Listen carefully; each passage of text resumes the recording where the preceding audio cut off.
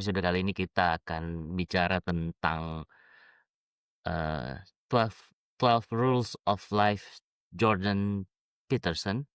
Ini orangnya sebenarnya awalnya, gue, tertarik juga sih karena cukup kontroversial, tapi lama-lama, mmm, ya kayaknya ya gue terus terang jadi akhirnya males baca bukunya gitu ya,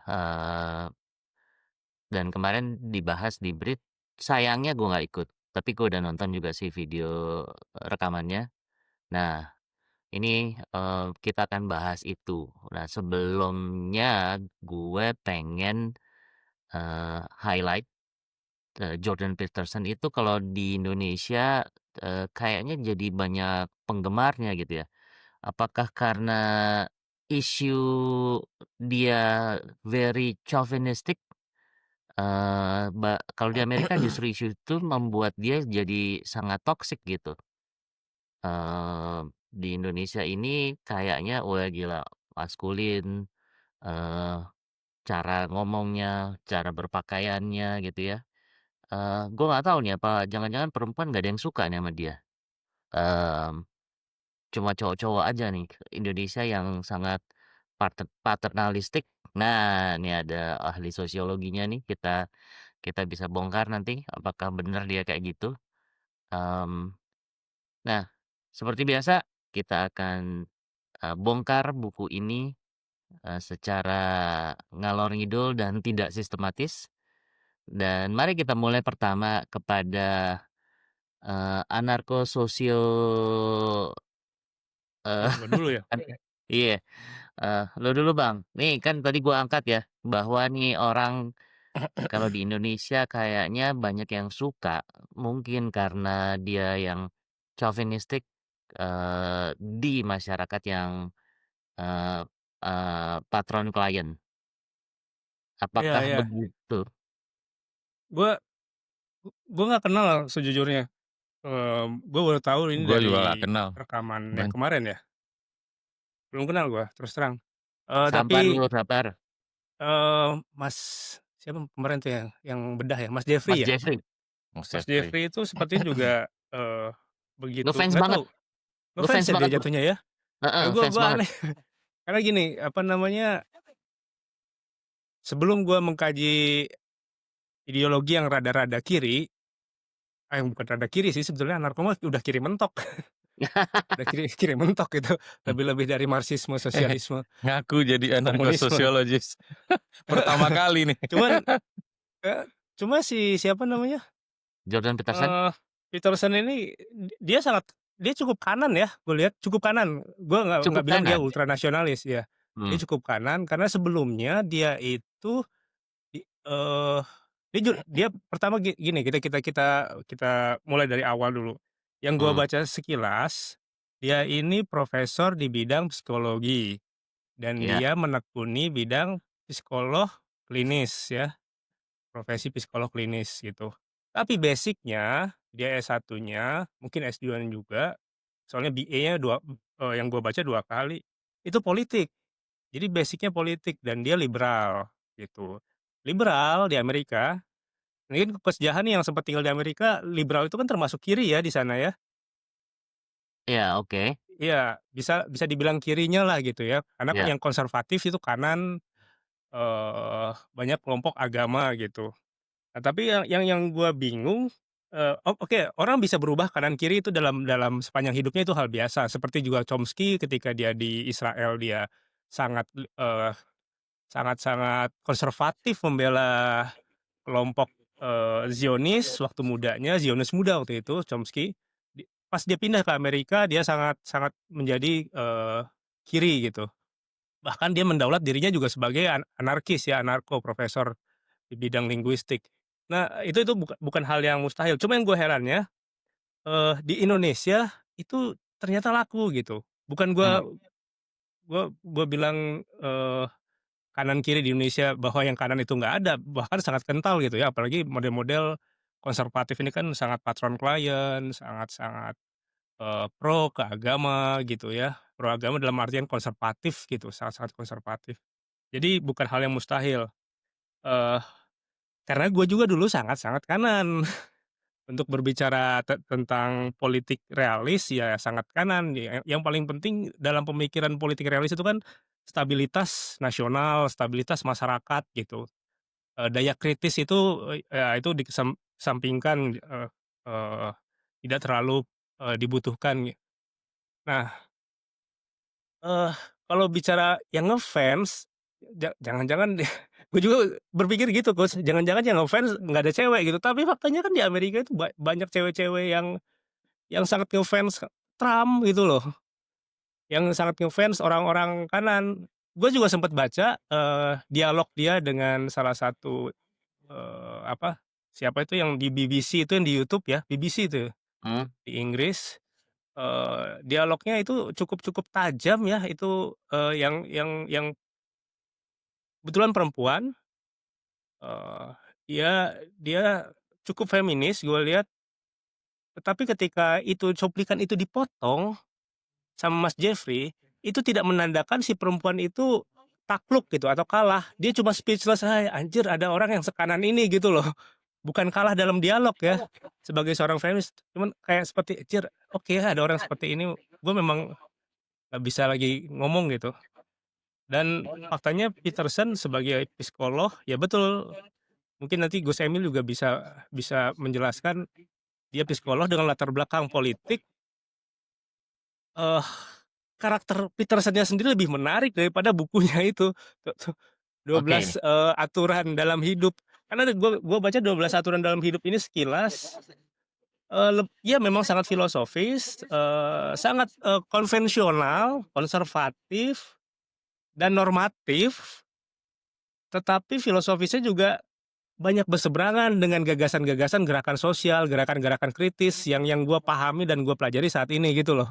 Terutama yang gua perhatikan di rules, di aturan nomor 6 Heeh, yang bicara tentang tanggung jawab individu ya, "Set your house in perfect order before you criticize the world." Jadi lu lu setting dulu hidup lu dengan normal, kehidupan pribadi lu sebelum lu kritik dunia itu bermasalah gitu. Itu kan dalam perspektif gua, ya nggak bisa gitu, kita kan bermasalah secara individu kalau kita miskin, ya salah salah sistem di dunia gitu loh.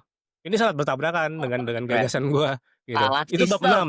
Coba gua stop dulu sini, jangan jangan terlalu maju dulu, gua Iya. serahin lagi ke lu Coach dan teman-teman. Oke, jadi, ini, yang menarik dari Jordan Peterson menurut lo satu, dia lahir di kiri, liberal, tapi omongannya banyak di kanan, dan dia kayak, switching gitu ya, Ya, dan dia warga kurang lebih negara Kanada yang berkarir di Amerika. warga negara Kanada yang berkarir di Amerika pula gitu ya. Oke, tadi karena lo nyenggol Gus Emil, sekaligus aja deh ke Iya, Gus Emil. Gimana? iya. Jadi pertama ada rules-nya Jordan Peterson ya dari 12 itu yang praktikal, itu rules nomor 12, kalau ketemu kucing di tengah jalan, berhenti sejenak, terus dielus-elus gitu kan. Nah itu menurut gua praktikal sih.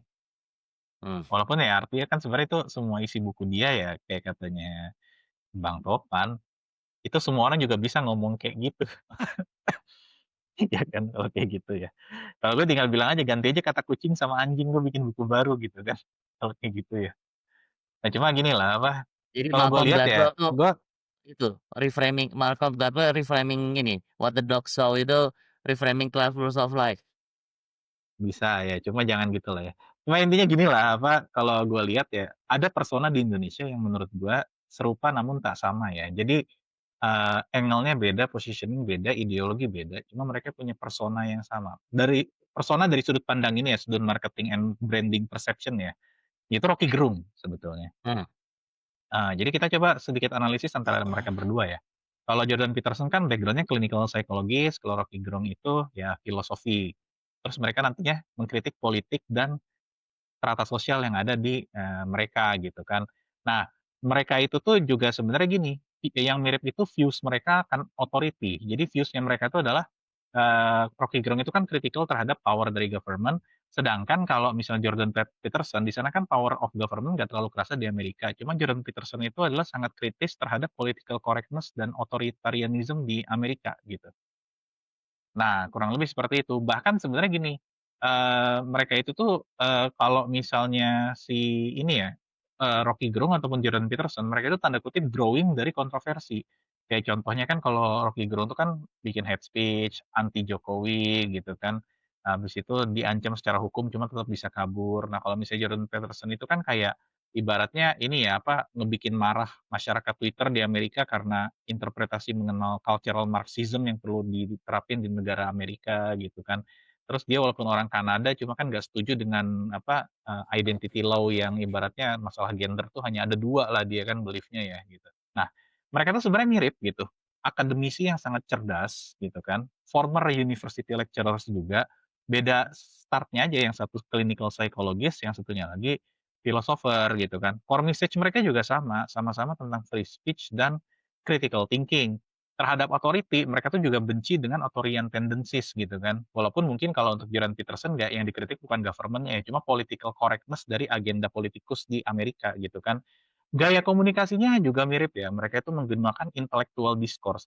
Jadi kayak semacam yang dengerin kita pinter, yang enggak goblok ya, semacam itu gaya komunikasinya ya. Itu juga mirip. Nah, mereka itu akhirnya punya public appeal gitu kan untuk menarik intellectual discussion yang datang tuh memang benar orang-orang pinter yang datang di channel mereka gitu kan. Nah, dan mereka itu memang kontroversial juga, dibenci juga sama government setempat karena apa? Mereka itu tokoh yang mempolarisasikan masyarakat. So, kalau kita pikir-pikir, mereka tuh punya peran mempolarisasikan masyarakat atau pendengar mereka masing-masing dan entah kenapa mereka berdua juga dua-duanya sangat suka bermain metafor dalam komunikasi dan mereka sangat suka ketika tercipta public outrage, mereka tuh sangat tertawa dan dia menikmati public outrage ya, dua-duanya gitu. Jadi kalau misalnya gue lihat ya, sebenarnya rekognisi mereka berdua itu bagus dan namun ada dari sudut pandang bisnis ya, kalau kita masih agak sedikit nyinggung sudut pandang bisnis, kayaknya ya kalau emang kita mau dapat exposure dalam bisnis, kita itu harus menjadi antitesis di masyarakat sih. Mungkin awalnya nggak dapat perhatian, namun begitu kita dapat perhatian, justru di anti mainstream become new mainstream ya kalau gue lihat sih, di situ. Jadi mereka Wah, konsisten sebagai anti mainstream dan mereka malah berpotensi jadi mainstream baru nantinya, terutama di kalangan intelektual. ini yang gue suka dari Emil itu sebenarnya adalah, dari apa namanya, quote-quote terakhirnya. Tapi sebenarnya gini, gue mau highlight sebenarnya ide lo awal itu gini Gus ya, ide lo tuh, apa, mendiskreditkan, orang seperti Rocky Gerung, cialah, wah biar seru nih, nanti ada penggemarnya Rocky Gerung, komentarisnya Rocky Gerung dan Jordan Peterson, bahwa mereka itu cuma soal melakukannya hanya public stunt aja gitu, without no real message gitu kan, poin lo itu gitu. Tapi, Semacam.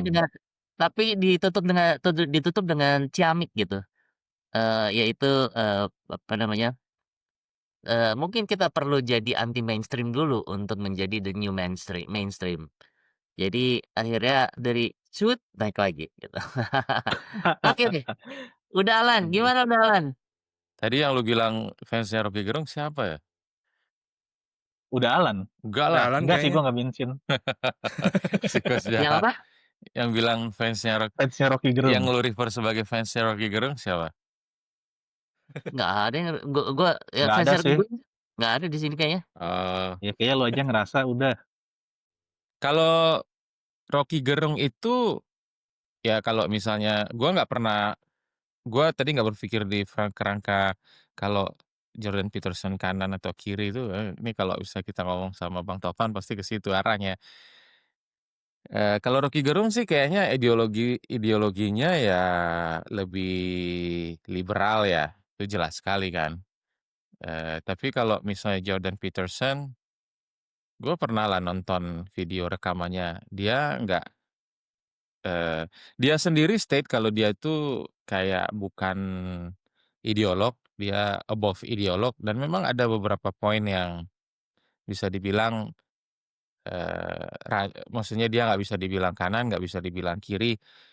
Kalau misalnya dia dibilang kanan atau terlihat kanan mungkin tadi seperti apa yang Bang Topan bilang, dia kayaknya anti left, anti, apa namanya, dia sangat hierarkikal, dia sangat menjunjung tinggi kalau misalnya struktur yang ada di masyarakat itu adalah bawaan dari, nature kita. kayaknya di buku 12 Rules of Life tuh di awal-awal dia malah bikin analogi seperti lobster kan. Jadi kehidupan lobster itu atau, komunitas lobster itu ada hierarki di dalamnya kan. Jadi itu by nature tuh kita itu emang hierarchical gitu. Terus dia kayaknya sangat, mengedepankan kalau biological juga, eee, laki-laki itu lebih kuat daripada perempuan.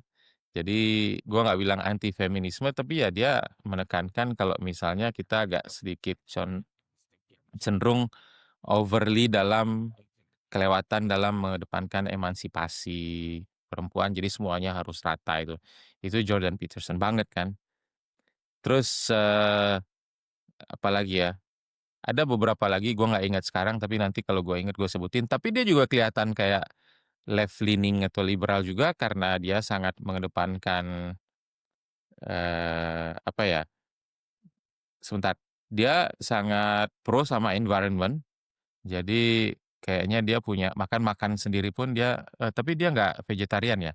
Tapi dia tuh sangat environmentalist, terus, eee, kalau individualisme itu konservatif atau liberal, Bang Tovan?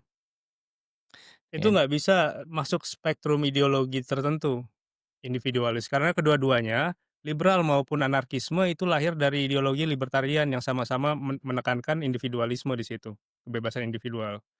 Jadi nggak masuk ke kategori tersebut. oke oke, tapi kalau misalnya itu nggak masuk, dia itu kayaknya mengedepankan kalau kita tuh harus punya safety nets pemerintah ya, social safety Mhm. nets, harus ada jaminan, nggak tahu karena dia besar di Kanada. Jadi dia bisa kelihatan right wing leaners, bisa left wing leaners, tergantung dari perspektif apa yang lagi dia bawain ya.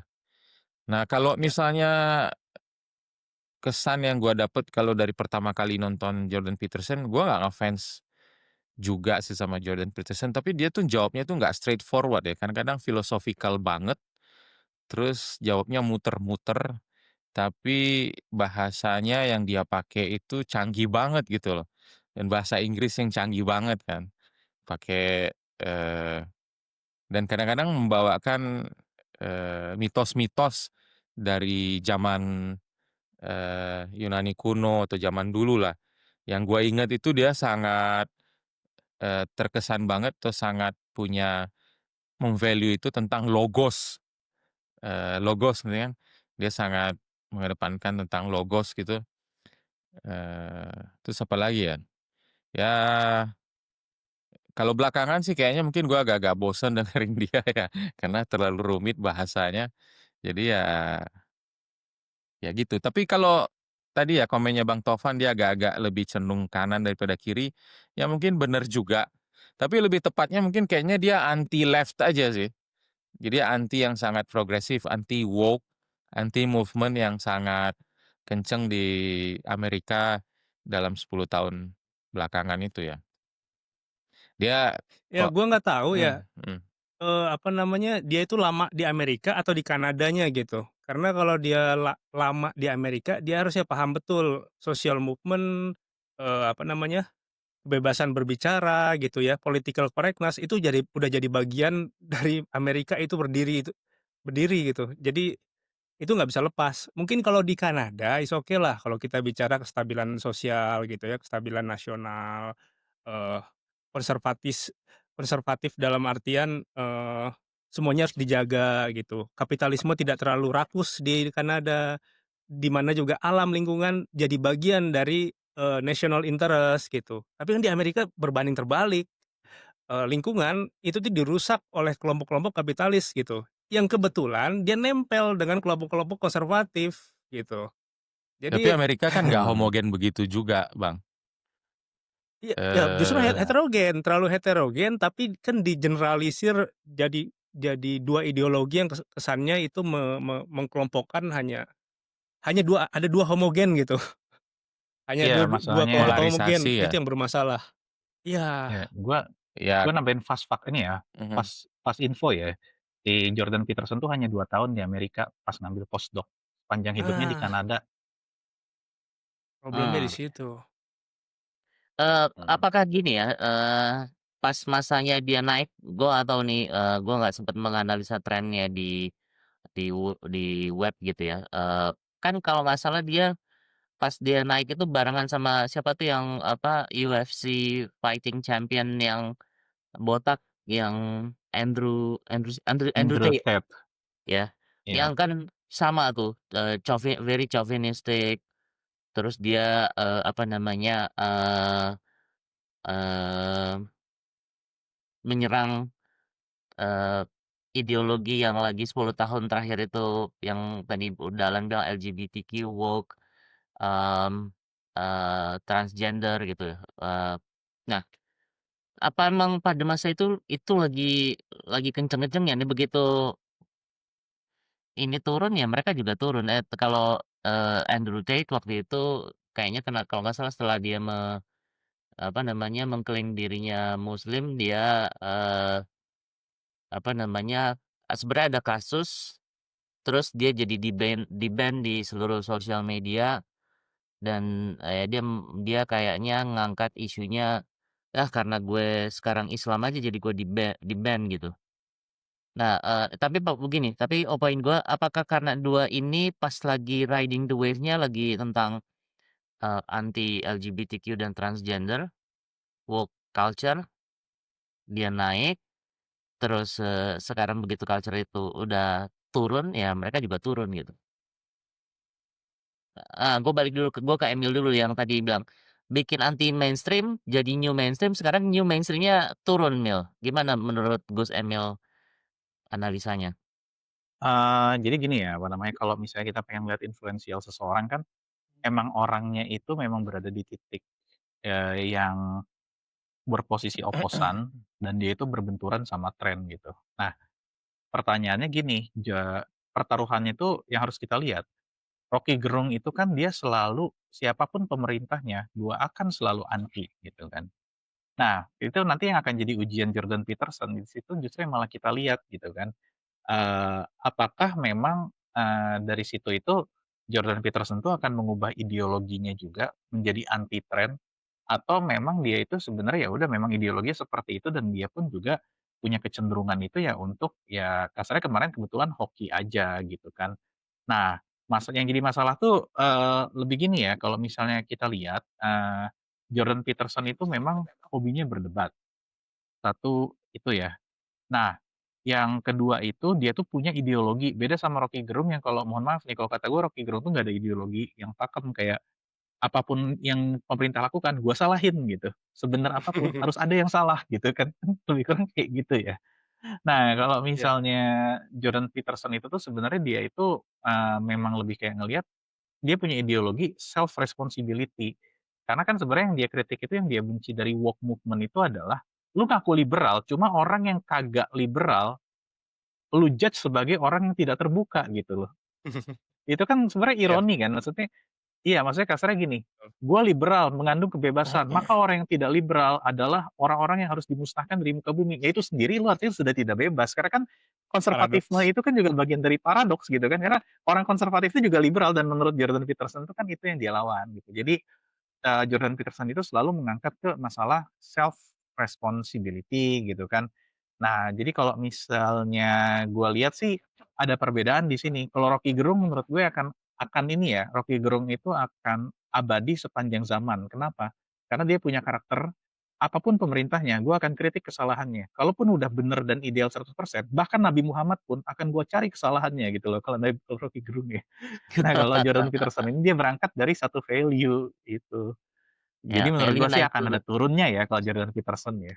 Heeh. Nah, sebenarnya kan antitesisnya dari libertarian itu, gue lihat ya di isu ini bahwa kalau gue Oh, jadi benar, sekarang Jordan eh, Peterson libertarian? enggak, gue lagi mengangkat libertariannya dulu ya,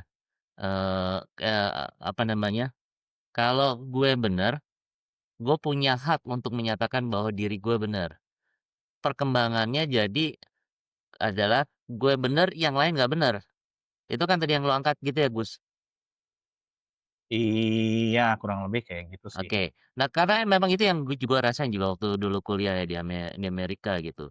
Nah, kita ini punya apa namanya, punya prinsip orang Indonesia punya prinsip bahwa kebebasan kita dibatasi oleh kebebasan orang lain. Sementara, kalau di Amerika, kebebasan kita tuh nggak ada batasnya. Gue dulu pernah ngalamin berantem sama, apa, housemate apartemen gue gara-gara itu gitu. Dia ngerasa, "Lu melanggar privasi gua." "Iya, tapi privasi lu, apa privasi lu itu melanggar privasi gua," gitu. "Lu mesti tahu kalau di Indonesia, ada batasannya privasi lu, batasannya adalah privasi gua," gitu. Masa sih Coach? Nah, Kalau soal kan itu sama hah? dong. Malah di sana lebih Kenapa? bagus, karena if you harm me, I will sue you. Kenapa? Kalau soal, kebebasan itu dibatasi sama orang lain, itu di mana-mana harusnya sama sih. Itu Oh, universal enggak, kalau di values. Amerika gua ngalamin ngalamin kayak begitu ya waktu dulu kuliah ya. Sampai berdebat seperti itu, akhirnya gua ngalah, gua keluar dari apartemen itu. Kebebasan Karena berpendapat iya, enggak, enggak hanya kebebasan berpendapat, tapi kebebasan dalam macem-macem gitu ya. Apa namanya, eee misalnya contohnya yang nih paling ya, itu ekstrim, ada lu masuk ke rumah orang, ditembak lu nggak apa-apa gitu, kalau di sana.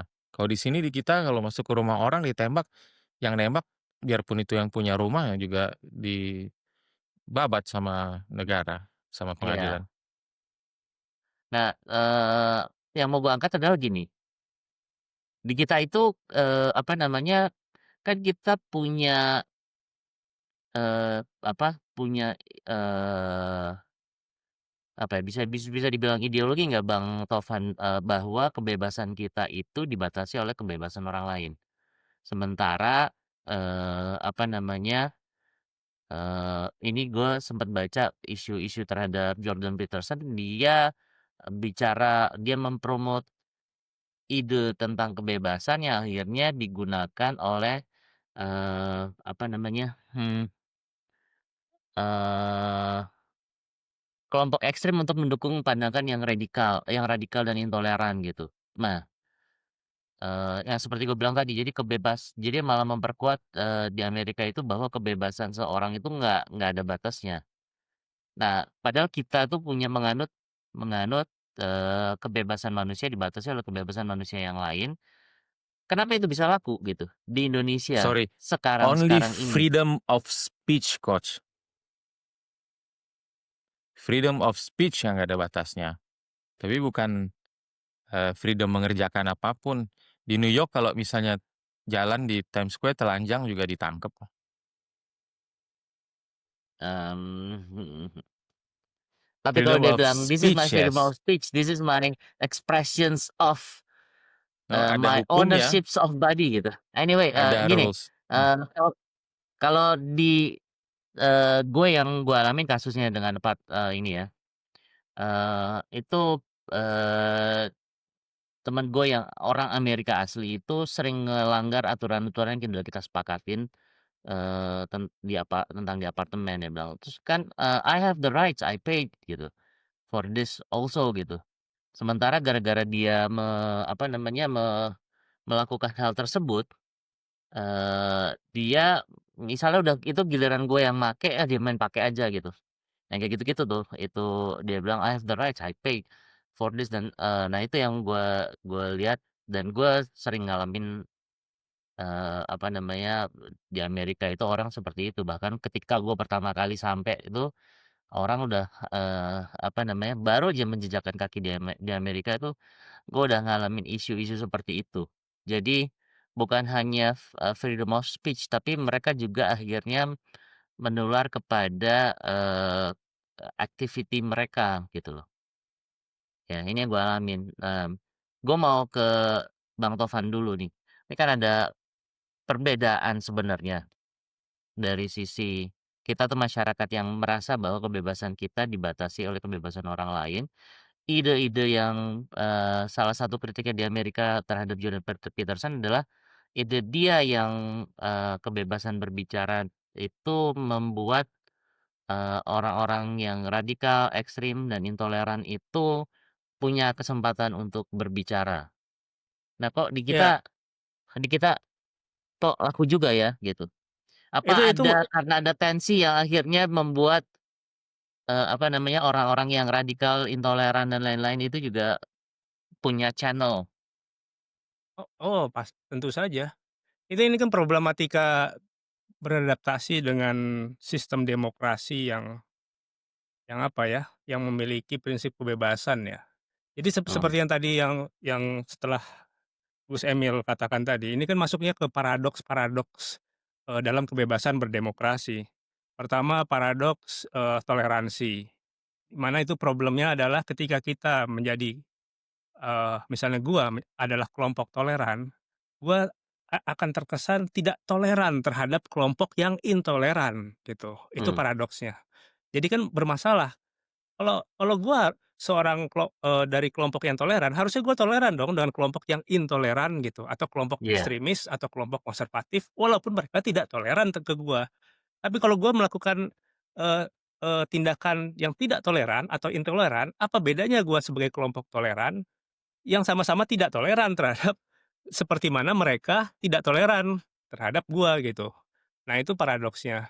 Nah, terus kebebasan berbicara juga memiliki problematika. Di Amerika mau maki-maki sekalipun itu boleh, tetapi jangan fisik gitu. Nah, gua nggak tahu tuh kalau masuk ke rumah orang langsung ditembak, mungkin bisa aja masuknya dalam kategori bela diri, tapi kan nanti masuk ke ranah persidangan ini ya, undang-undang ya, apakah itu masuknya kriminal atau bela diri. Tapi yang setahu gua, ketika masih dalam kerangka kebebasan berbicara, maki-maki, itu tidak masuknya kriminal gitu, walaupun dia menghina, merendahkan gitu, bahkan menghina agamanya, atau yang sifatnya kalau di Indonesia itu udah parah banget gitu penghinaannya. Nah, di sana kayaknya bebas-bebas aja. Nah, itu yang jadi problematika ketika kita dari negara yang cukup konservatif, menjunjung tinggi nilai adab, itu bisa bertabrakan dengan nilai-nilai atau prinsip-prinsip demokrasi yang melampaui dari adab tersebut. Karena kan ya di sana siapapun yang dari negara manapun, dari suku manapun ketika tinggal di sana ya harus beradaptasi dengan konsep demokrasi ala Amerika gitu. Nah, paradoks-paradoks ini yang akhirnya ya sekarang udah mulai menyebar sih ke Indonesia ya, terutama periode-periode awal zaman-zaman kita terpolarisasi di politik pemilu ya, yang gua rasa di politik pemilu sih kita mulai ngerasakan hate of speech gitu ya, gaya-gaya Amerika dan di mana kita juga dipuji oleh Amerika dan Jepang sudah memasuki tahap demokrasi yang lebih terbuka gitu. Padahal kitanya sendiri culture shock dengan keadaan tersebut. Itu yang gua rasakan sih, karena gua sempet di tahun-tahun pemilu pilpres 2014 sebelumnya, gue bisa berantem habis-habisan dengan teman-teman gua di media sosial, teman dekat lagi satu kampus.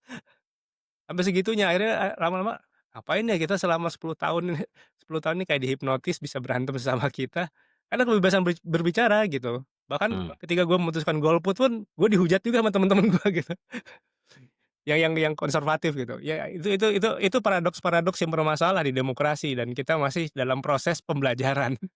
Itu sih menurut gua, Coach. Udah Alan, lu gimana di Irak? Menurut lu, fenomena sama terjadi atau enggak? Terus, apa namanya, khususnya sih sebenarnya Jordan Peterson ini ya, Lu nanya gue waktu gue masih di Irak, bahaya dong. Entar, nggak ada yang nggak denger kan, nggak ada yang ngerti bahasa Indonesia kan di nanti sono? kalau di-publish gimana? Entar nggak dapat Hah? project lagi di sini. Oh Ya ya. kan Irak tidak cukup oh iya juga. Oke, Kan tapi kita perspektif Iya. lo gimana terhadap komentar Gus Emil dan, Bang Tovan? gua pikir tadi yang ada diangkat tadi yang kalau misalnya tentang di sana kebebasan nggak ada batasnya itu menurut gua itu salah ya. Karena hukum itu sendiri basisnya adalah ya membatasi kebebasan orang gitu.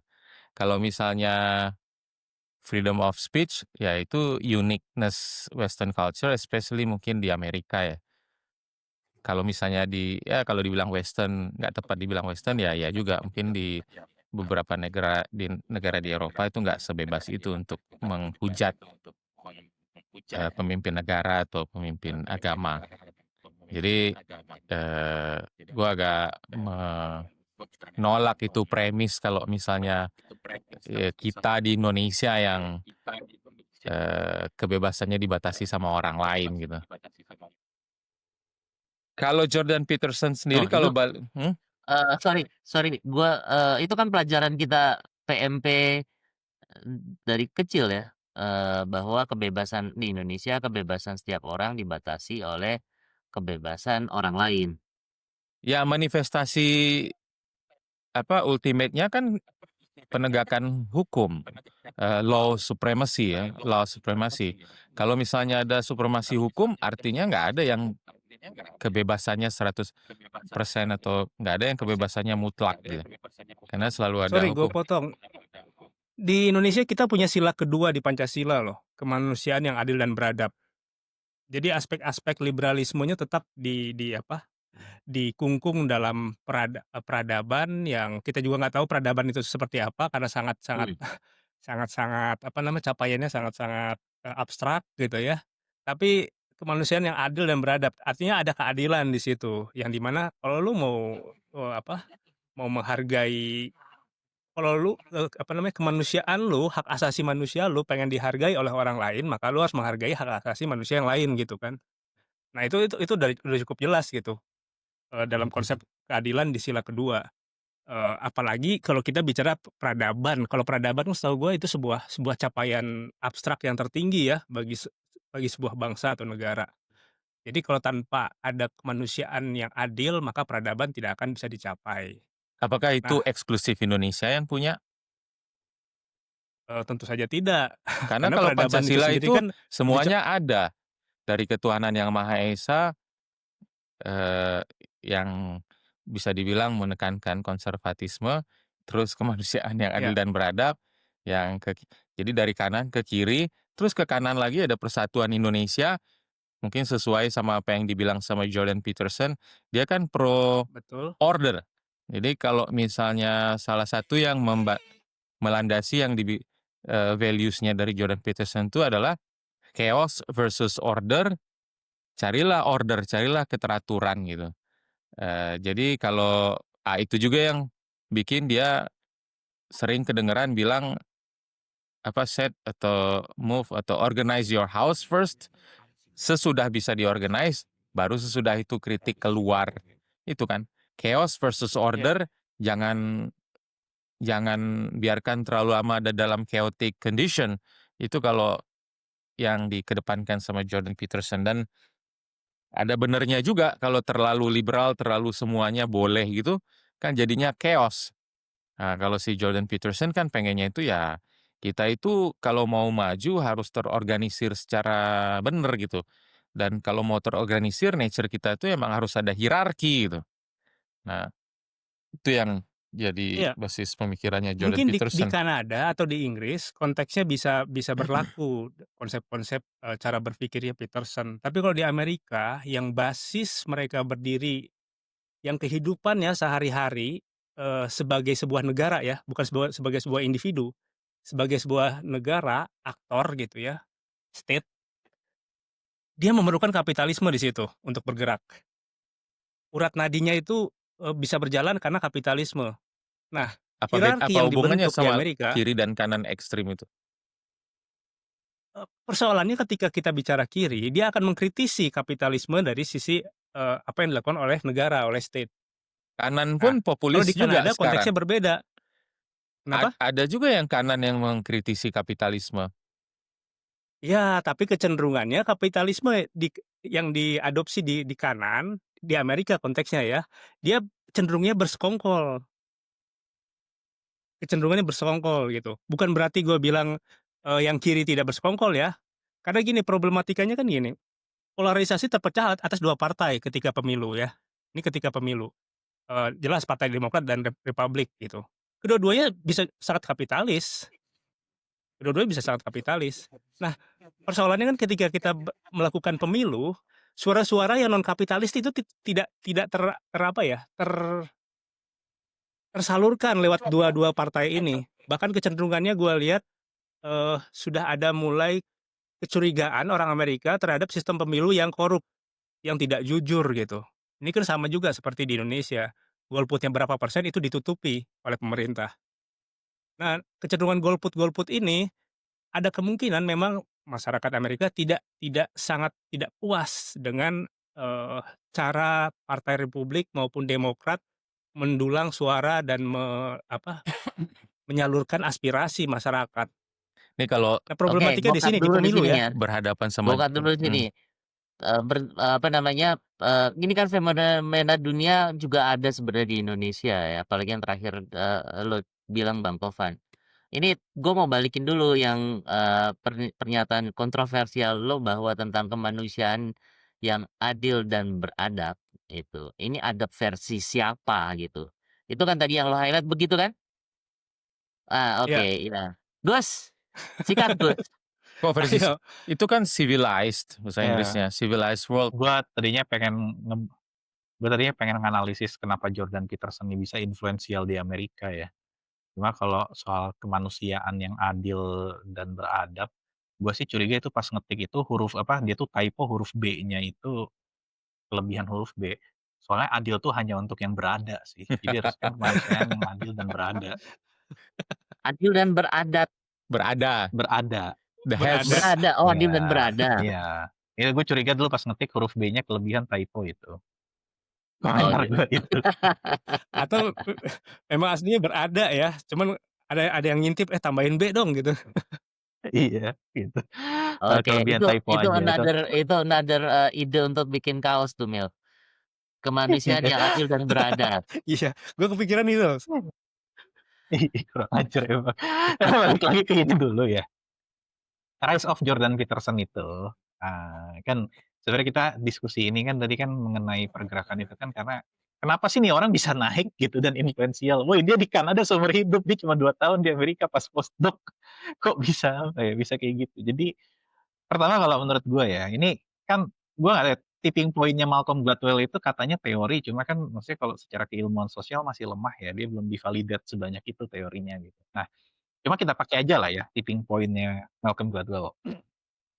Pertama kan dia secara 3 part teorinya itu kan dibagi jadi ada the law of view, stickiness factor, sama power of context. Nah, law of view itu kan artinya harus ada tokoh-tokoh yang meng-connect idenya si Jordan Peterson ini, ada maven yang memang kredibel untuk menyatakan bahwa ilmu dia atau pendapat dia adalah oke, dan ada salesman yang membuat dia itu meledak. Nah, kalau kita lihat kan secara umum ya, menurut gua pribadi, Jordan Peterson ini tuh bisa naik itu bukan karena idenya oke atau ngomongnya oke. Menurut gua ngomongnya oke lah, dia tuh apa berwibawa kayak Rocky Gerung, cuma kayaknya nggak segitunya juga gitu. Nah, kalau menurut gue yang bikin Jordan Peterson keren, dia kan collab sama Joe Rogan, collab sama Dave Rabin, bahkan MrBeast juga kalau ada kesempatan gue yakin didatengin. Dia itu benar-benar rajin banget dari influencer ke influencer, dia itu datang gitu loh. Maksudnya menawarkan diri buat collab gitu kan. Gak usah dibayar gitu. Nah, menurut gue kalau tidak ada faktor dia rajin datang ke sana, sehingga kan masing-masing influencer YouTube atau video podcaster itu yang udah punya basis massa, dia tuh bisa mengamplifikasi idenya si Jordan Peterson ini. Nah, yang kedua, yang jadi masalah adalah bukan masalah sih, Jordan Peterson itu juga hanya datang ke podcaster yang kira-kira punya segmen market terdidik. Nah, itu juga membuat apa ya, omongan dia jadi terkesan lebih kredibel. Ditambah, dia tuh juga sebenarnya kan mulai rising tuh pas dia debat ini kan ya, mengenai persuasi sama si ya bukan persuasi sih, maksudnya debat inilah, apa, debat sama Katie Newman katanya ya, gue juga nggak tahu sih, gue nggak nonton juga. Yang di Cuma BBC itu ibaratnya ya? iya, yang itu kan jadi sejak yang lo lawan debate sama Katie Newman kan tiba-tiba ya viral, meledak dan ya udah maksudnya the rest is history gitu. Jadi kalau kata gue sih, pertama ya mungkin memenuhi ya kriteria yang tadi. Nah yang kedua, stickiness factor itu kan message itu sebenarnya kadang-kadang bukan kebenaran message yang penting, namun bagaimana message itu kan bisa sticky. Nah, kalau kita perhatiin sebenarnya Jordan Peterson itu tuh kenapa message-nya itu bisa sticky, karena kalau di Indonesia kan kalau misalnya, apa namanya, kalau mau message kita mau sticky, maka adalah kita nobel sama agama atau kita ngeledek agama kan kalau misalnya mau sticky ya. Dia tuh kan juga sebenarnya pakai dia pakai dua-duanya, dia pakai biblical stories dan menjadikan biblical stories itu sebagai lelucon ketika menyampaikan message. Nah, sedangkan orang Amerika yang sangat, apa ya, sangat membaca Bible kan ya, teman-teman Protestan di sana gitu kan, ya itu kan jadi kayak merasa, "Anjir dia main-mainin," gitu loh. Maksudnya kan itu jadi kayak sticky. Jadi Gue nggak tahu apakah itu sudah ada dalam plan rencananya dia atau emang dia subconsciously. Nah, yang ketiga itu memang ya kan tadi yang kayak kita bilang tadi, pergerakan dari 2016 sampai 2025 ini ya mungkin 10 tahun terakhir, culture war dan free speech advocation itu tuh kayak sesuatu yang besar banget di Amerika. Ditambah dengan rising of podcaster dan anti woke sentiment gitu kan. Terutama sejak Trump naik lagi kan muncul anti woke sentiment gitu. Jadi kalau kata gue sih, Jordan Peterson ini kayak memenuhi ya aspek viralitas yang membuat dia itu, apa ya, dia tuh kayak nempel aja gitu. Nah pertanyaannya adalah, apakah Jordan Peterson ini lagi-lagi message-nya itu emang evergreen ataukah memang ya, kebetulan aja dia itu adalah orang yang tepat di waktu yang tepat gitu kan. Walaupun sebenarnya menurut gue sendiri dia effort ya ketika belum punya basis massa, ketika belum terkenal, dia datengin podcaster satu-satu tanpa minta dibayar gitu kan. Mhm. Nah itu ya, maksudnya mungkin ada waktu dia effort, cuma begitu dia udah meledak, he owns his podcast gitu ya, and he owns his influence gitu sih. Nah, cuma lagi-lagi ya nggak bisa dipungkiri ya, maksudnya ini semua itu ada dalam konteks yang lebih besar, 2016 sampai 2025 ini emang luar biasa banget ya, emang mengenai apa namanya, culture wars di Amerika gitu kan. Tapi Mil, Iya. kalau culture war ya, nggak semuanya juga. Memang dia jadi simbolnya culture war, tapi seingat gua itu ini uniquely untuk North American, situation waktu itu. Nggak tahu kalau di sini familiar sama gender identity, sama sebutan untuk yang, spektrum ya. Jadi di Kanada itu pada Iya, waktu itu ada rancangan undang-undang untuk memproteksi siapapun bisa untuk assign, gender identity sama, eee, apa namanya, expression untuk jadi kayak bukan cuma laki-laki perempuan lagi ya, ada macam-macam, ada transgender, ada segala macam. Nah, Jordan Peterson itu LGBT. waktu itu paling vokal menentang adanya, eee, arahan dari pemerintah Kanada untuk membuat aturan memproteksi itu. Nah, itu mungkin yang membuat dia tadi Bang Tovan bilang dia terkesan konservatif, karena dia tuh nggak terima gitu kalau misalnya kita expand lebih dari cuma laki-laki perempuan gitu. Dan itu kan konsekuensinya panjang, banyak kan ke, kamar mandi, ke sebutan, panggilan. Nah, itu yang bikin dia pertama kali mungkin rise. Kalau dia terkenal, dia sebelumnya kayaknya kalau untuk di Kanada sendiri juga udah cukup terkenal kan, dia profesor ya, profesor psychology ya. Nah, di Kanada yang cenderung mayoritasnya liberal views yang progresif ya, ada yang menentang seperti itu, ya itu lebih banyak di-pick up sama orang Amerika karena Amerika yang adanya culture war yang kenceng itu kan. Nah, makanya si Jordan Peterson jadi simbol culture wars untuk ya oh iya, menentang hal yang itu, yang mungkin kalau di Indonesia pun karena kita lebih konservatif ya, pasti sepakat dengan Jordan Peterson. Masa mau ditambahkan lebih dari laki-laki sama perempuan gender itu? Kayaknya cuman itu deh. oke. Terus dia juga jago lah memakai tadi yang kayak, Gus Emil bilang sosial media itu. Postingannya dia, sama dia juga rajin banget kan posting atau ngeluarin, speech atau, lesson lectures di YouTube. Dan karena dia udah banyak dipakai, dia sangat artikulatif, sangat jago mengartikulasikan kenapa kita harusnya nggak expand gender identity-nya beyond laki-laki dan perempuan, ya jadi ininya, jagoannya orang konservatif di Amerika. Dia bawalah itu contoh-contohnya ke masa lalu, ke meaning, arti kehidupan, ke, biologi, histori kita Kodrat. ke zaman dulu, mitos. Logos, logos itu kalau di western society kan sangat, valuable ya, tentang meaning, tentang responsibility, itu tentang arti dari apa, semuanya itu individual, individual approach kan. Nah, ya itu kenapa dia di-pick up, momennya tepat aja di saat ada gelombang, progresif dan banyak yang merasa nggak punya jawaban atas kenapa harusnya kita nggak secepat itu jadi progresif seperti itu. Jordan Peterson tuh yang paling salah satu yang paling, artikulatif menyuarakan itu sih. Ya mungkin itu merembet ke yang lain juga. Gua mungkin baca juga artikel dia tuh sebenarnya nggak menentang feminisme, tapi dia menentang, apa namanya, sesuatu yang ekstrim, eksesif di mana, oh kalau misalnya semuanya harus sama, di luar topik gender identity tadi, ini tentang laki-laki perempuan, oh kalau perempuan CEO harus digaji sama. Terus, korporasi di Amerika CEO-nya harus 50% perempuan, semuanya harus kayak kayak dibikin, disengajakan, dipaksakan tentang nature-nya. Dia tuh kayak pro ke nature juga, terimalah kodrat kita tuh seperti ini," gitu. Perempuan seperti ini, laki-laki bukan gua 100% setuju ya, tapi Jordan Peterson Betul. itu di area situ cara berpikirnya, kita tuh ada kodratnya loh, Hmm. itu sih. Dan orang, Ya. yang biasanya menguasai narasi di media itu kan liberal, progresif. Nah, waktu Jordan Peterson Ya. muncul dan dia sangat artikulatif, jadi ya, jadi darling-nya orang konservatif. Padahal di sisi lain sebenarnya dia nggak purely konservatif juga, dia juga environmentalist. Dia, social safety net, champion, dan lain-lain. Ya kalau secara ideologi Ya. gue nggak yakin kalau dia, ada di kelompok kanan atau kiri seperti definisi yang kita bahas tadi. Mungkin agak cenderung ke kanan karena dia pengennya order ya, dia nggak pengen chaos.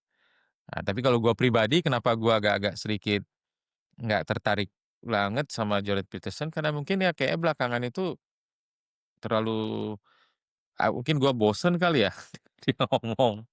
Dia jawab tuh nggak pernah simple straightforward, diajak muter-muter ke psikologi, sejarah, Nietzsche, Jung, eee, biologi, hierarkis. Jadi, capek mikirnya. Pokoknya dengerin Jordan Peterson ngomong itu energi habis ya kayak. Iya. Mmm. Jordan Peterson tuh belum lagi ini ya, dia tuh ateis yang sangat beriman kepada Tuhan ya. Masa? Dia bukan ateis kayaknya deh. Karena dia pernah Ya ada, dia kan eee, dia dia ateis cuma beriman kepada Tuhan. Maksudnya dia goblok bukan ya? Maksud gue itu mana paradoks ada ya fanatik kadang ateis ini. beriman I am kepada Tuhan. Agnostik kali. enggak juga, dia bukan agnostik, I am atheist but I believe in God gitu. Maksudnya kan ngaco kan sebenarnya sih kayak itu aja udah paradoks. Bukan Emil, kalau yang ateis itu ada salah Nah, satu sebetulnya emang intelektualis di Amerika siapa ya namanya ya, yang Dawkins. bukan Richard Dawkins, Dawkins bukan, atau pokoknya dia pernah, berdebat sama Jordan Peterson tuh gua nonton juga tentang religion itu, dan kayaknya Jordan Peterson ya babak belur di situ. Aduh siapa ya namanya ya, nama podcast-nya yang dia punya itu Making Sense. Nah dia itu kayak kalau debat soal agama tuh sama Jordan Peterson babak belur sama dia. Sam Harris, Mmm. ya Sam Harris, ya. hmm, Ya gitu sih. Ya Jordan Peterson unik lah, dia ada value-nya, cuma ya tadi ada Oke, Emil bilang itu, apa, value yang itu yang dia bawakan itu everlasting nggak? Ya kalau between nature and nurture, Jordan Peterson di bagian nurture-nya ya akan selalu dibutuhkan value yang dia kedepankan. Kalau nature, eee, maksudnya bebas-bebas saja semuanya ya itu sangat progresif, sangat liberal ya ada value-nya juga. kalau kalau Emil tadi kan Gus Emil tuh meng-highlight-nya gini, kalau Rocky Gerung tuh pasti selalu punya musuh, siapapun yang jadi presiden, meskipun misalnya kemarin Anies menang gitu yang dia dukung, ya, tetep akan jadi musuhnya dia gitu. Akan tetap jadi musuhnya dia. Sementara kalau dia, apa namanya, kalau, Jordan Peterson, karena yang diangkat adalah, ideologi, values gitu, values itu naik turun, ketika turun nggak ada musuhnya, dia akan ikutan turun, gitu. Gimana? Rocky Gerung mengedepan Jordan Peterson ideologi Iya, sama dong? Rocky Gerung kan musuhnya sama, sorry, dia menetapkan, Rocky Gerung tuh menetapkan bahwa, dia punya musuh gitu ya, apa namanya. Kalau mau Rocky Gerung tuh musuhnya cuman logika yang nggak bener gitu, dia kedunguan. Pokoknya kalau misalnya Nah, nggak logis, jadi dia nggak begini, suka gitu. Rocky Gerung tuh, ya dan bagi ya, Rocky Gerung filosof masalahnya mhm, ya jadi itu masalahnya bagi everlasting, Rocky Gerung itu pasti ada gitu. Sementara kalau si Kalau Iya. kalau Jordan Peterson itu karena value, begitu value-nya turun dia nggak punya lawan, ya dia ikut turun juga gitu. Itu, isunya Emil.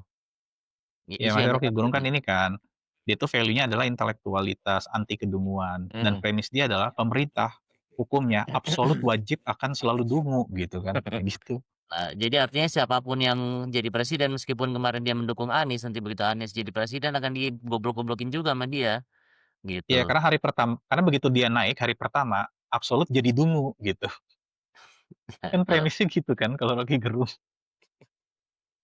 Iya.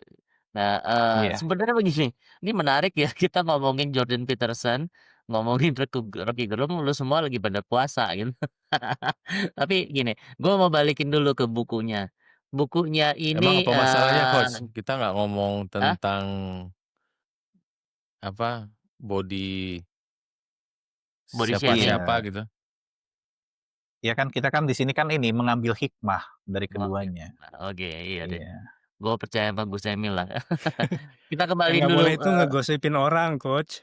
Tapi kalau hah? kita Iya. nggosipin orang tuh nggak boleh. Tapi kalau kita ngebedah pemikiran persona Ya. seseorang, itu masuknya ke analisis wacana. Analisis Heeh, kita gosipin orang nggak boleh, cuma kalau kita ingin mempelajari aib orang supaya kita tidak mengulang gitu kan, itu namanya kita itu belajar dari kesalahan saudara kita. Jadi sebenarnya gosip itu nggak jelek-jelek amat ya? Oke, Oke. balik nih dulu ke bukunya, kalau lu nih yang udah baca dan, apa namanya, dan, ya tadi, Alan lu udah baca ya? Udah. Gus? Dibacain Jeffrey. Dibacain Jeffrey, oke gua juga, gitu. Eee, Bang Tovan sempet baca nggak lu? Bab 6 doang. Bab 6 doang? Oke, itu karena ini ya, karena menurut lo Itu yang agak paling problematik untuk sebuah gerakan sosial. Yang lainnya oke, menurut gue sangat normatif sih, sangat individu, untuk keluarga, nah, untuk anak, untuk ya Nomor 6 tuh yang mana sih Bang? oke, ya, Apa sih Bang Tok? nomor 6 tuh apa ya judulnya ya? Pokoknya perbaiki diri lu sendiri dulu, sebelum lu kritik dunia, sistem dunia gitu. iya, beresin rumah lo Oke. sebelum lo ngeritik dunia. Mhm. Itu kan Nah, sangat-sangat konservatif itu. Di tentara itu diajarin, lu mau merubah dunia gimana kalau kasur lu aja lu nggak beresin setelah lu tidur gitu kan. ya Itu di itu, tentara kan diajarin tuh doktrin itu. Ya tetap kan antidot Ya itu Jordan antidot doktrinnya to West Peterson Point, chaos. itu Academy of West Point itu. Itu Iya. ajaran pertamanya rapiin tempat tidur. Iya. nah, iya Bang Tovan tadi udah bilang yang, dari 12 itu yang menarik adalah yang ke-6. Lo apa udah, Lan? Menarik artinya, terserah lo suka atau lo nggak suka gitu? Dalam konteks kalau nyambung yang Bang Tovan bilang dalam konteks, order versus chaos sih, ya maksudnya banyak aspek-aspek di kehidupan itu yang kita memang, harus coba bikin ordernya, kayak habit itu sendiri pun juga order kan, keteraturannya atau polanya, pola yang positif, habis itu baru kita, keluar gitu. Menurut gue itu ada benernya dalam nggak semua aspek, tapi dalam banyak aspek. Mungkin dalam me dalam sensitif tentang kebijakan negara mungkin kita bisa untuk ngomong apa aja, nggak usah nunggu kalau misalnya kita jadi pejabat dulu atau jadi kaya dulu. Tapi dalam banyak aspek kehidupan lain menurut gua ada juga yang ada benernya. Gua nggak tahu kalau ini ada value dari Chinese value ya. Kayaknya Chinese value udah bahkan di Cina sendiri atau yang di Indonesia sendiri agak jarang untuk mau umbar ngomong-ngomong politik sebelum keluarganya sejahtera dulu. Itu kan salah satu apa, manifestasi dari, oh ya kita sejahterakan diri kita dan keluarga dulu habis itu baru mau, modalin orang untuk mengedepankan satu cause tertentu, mengedepankan environment, mengedepankan apa, ya pokoknya tapi kita harus sejahtera dulu. Tapi sebelum sejahtera terus kita fokus di luar dulu, kalau di value itu ya ya ya jangan dulu gitu. Jadi ada sih banyak aspek itu. Pertanyaan pertanyaan gua gini, dari 12 ini mana yang menurut lo paling menarik untuk lo bahas? Kalau Bang Tovan tuh kan yang nomor 6, "Set your house in perfect order before you criticize the world." Lu kira-kira yang mana? Gue nggak inget apa 12 values itu, tapi esensinya Gue yang gue bacain ingat, ya. gue suka itu chaos versus antidote to chaos itu gue suka. Karena gue agak chaos, man. Gue perlu diingatkan begitu. Berarti sama dong yang nomor 6 itu juga ya? Ya itu menarik menurut gue. Gus, lo apa Gus? Kalau gue justru rules yang terakhirnya ya, yang justru sebenarnya di satu sisi rules paling absurd, cuma dia paling menunjukkan dia itu Apa itu? orang itu agak emang otoriter dan kanan gitu. Dia itu ketika ketika kau bertemu kucing di jalan, berhentilah, luangkan waktu untuk mengelus-ngelus kucing, baru jalan lagi gitu. Itu sebenarnya implicitly dia bilang adalah ini ya, apa, I love the order gitu. Maksudnya Emang kayak, itu gue rule suka nomor hidup yang 12? sangat berorder. Gue nggak inget ada. Iya. Bukan 12 itu. Itu, Nggak ada rules itu deh, Mil. Emang ada? itu Ada, ada itu disebut, beda. tapi itu gini, kalau menurut gue itu kan poinnya kayak Taoism gitu. Once in a while Iya. stop and smell the roses gitu. Itu kan kurang lebih itu isinya.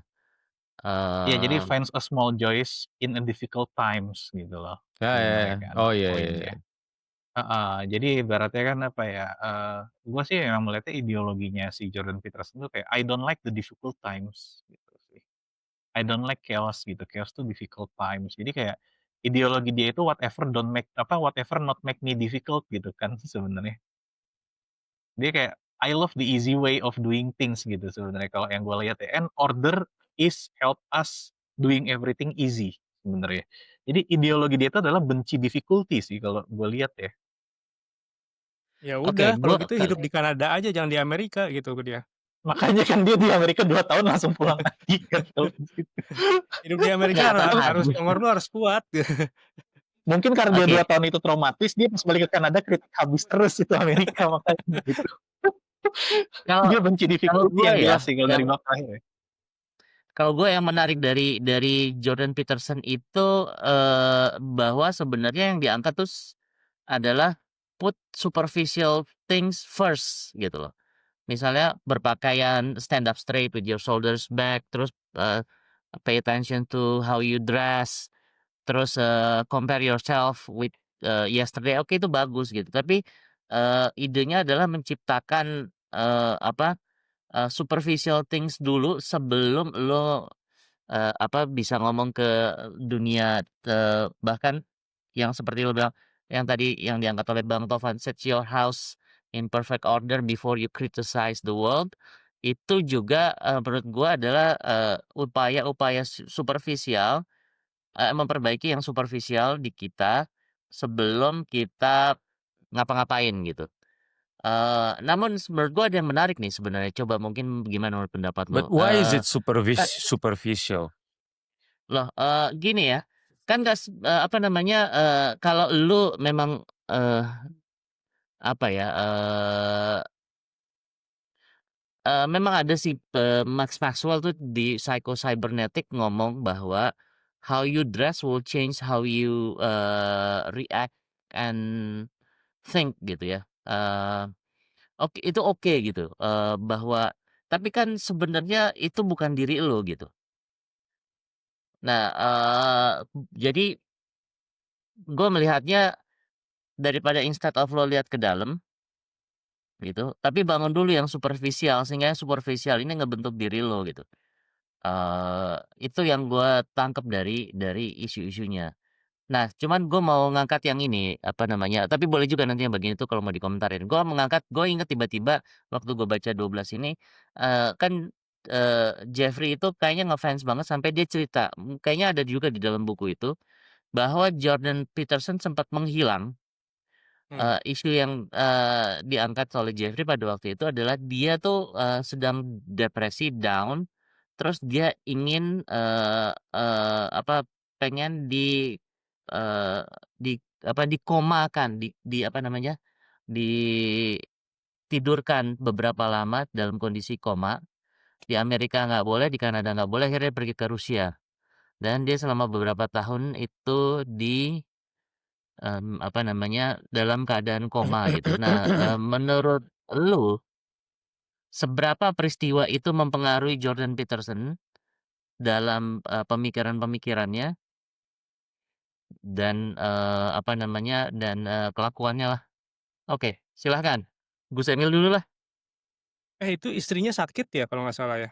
Ya, Dalam proses dia drop istrinya tuh udah istrinya sakit apa sakit. meninggal ya kalau nggak salah ya kata kata Mhm. itu. Terus dia memilih, "Gue pengen cobalah," gitu, di dalam, kalau gue koma, gue mau menghilang dari dunia, mau koma dulu deh. Nah, Jadi sebenarnya ini ya, apa namanya, itu harus kita lihat Jordan Peterson itu sebenarnya koma itu bukan kesengajaan. Yang gue tahu, koma itu bukan pilihan dia, namun itu adalah pilihan dokternya. Karena dia tuh memang Mmm, mengalami, terutama pas Covid ya, pas Covid itu memuncak, dia tuh mengalami anxiety yang sangat ekstrim. Sehingga harus dikomakan, gue nggak tahu berapa lama, hitungan bulan ya kalau nggak salah ya. mmm, Dia itu dikomakan dulu, supaya memang semua penyebab anxiety-nya tuh mati dulu, baru dia dihidupkan lagi, gitu.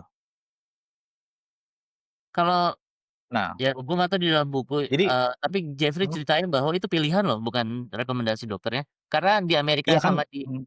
Kanada nggak ada yang mau terima. Iya, makanya kan dia pindah ke Eropa kan, dia kan memang sempat setahun di Eropa yang hilang dari public perception itu kan dari waktu dia tuh jadi gini, seumur hidup dia tuh di Kanada, 2 tahun postdoc di Amerika, terus ada 1 tahun yang absence life itu pas selama Covid. Jadi selama Covid itu dia minta bukan, gua nggak tahu minta, nggak tahu rekomendasi dokternya ya.